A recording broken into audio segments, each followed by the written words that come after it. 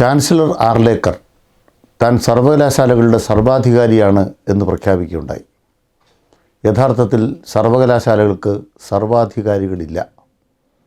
ജനാധിപത്യത്തിൽ സർവാധികാരി എന്ന പ്രയോഗം തികച്ചും അസ്ഥാനത്താണ്. അധികാരമുണ്ടാകുന്നതും അധികാരമില്ലാതെയാകുന്നതും അധികാരം നിർവഹിക്കുന്നതും അനുസരിക്കപ്പെടുന്നതും എല്ലാം നിയമവാഴ്ചയുടെ ഭാഗമായിട്ടാണ്. അതുകൊണ്ട് കേരള സർവകലാശാലയിലെ സർവാധികാരി കേരള സർവകലാശാല നിയമം മാത്രമാണ്.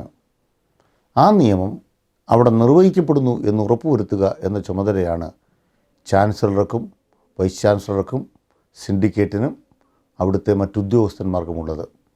സർവകലാശാല ഭരിക്കുന്നതും ഭരിക്കപ്പെടുന്നതും വിദ്യാർത്ഥികൾക്ക് വേണ്ടിയായിരിക്കണം. ആർലേക്കർ നിയമം പാലിക്കണം, മോഹൻ കുന്നുമേൽ നിയമം പാലിക്കണം. സർവകലാശാല നിയമപ്രകാരം അവിടെ ഒരു രജിസ്ട്രാറേ ഉള്ളൂ. സർവകലാശാല നിയമപ്രകാരം അവിടെ ഒരു സിൻഡിക്കേറ്റ് ഉണ്ട്. നിങ്ങൾക്ക് എന്തെങ്കിലും സംശയമുണ്ടെങ്കിൽ സിൻഡിക്കേറ്റ് യോഗം വിളിക്കുക. അതുകൊണ്ട് സിൻഡിക്കേറ്റ് യോഗം വിളിച്ചു കൂട്ടാൻ മോഹൻ കുന്നുമേലിനോട് ആവശ്യപ്പെടുന്നു. ആർലേക്കർ അതിന് നേതൃത്വം കൊടുക്കണമെന്ന് അഭ്യർത്ഥിക്കുന്നു. ആർലേക്കറും മോഹൻ കുന്നുമേലും ചേർന്ന് സർവകലാശാല നിയമത്തെ അട്ടിമറിക്കുന്നത് കാവുവൽക്കരണത്തിൻ്റെ ഭാഗമായി കേരളത്തിനെതിരായ യുദ്ധമാണ്.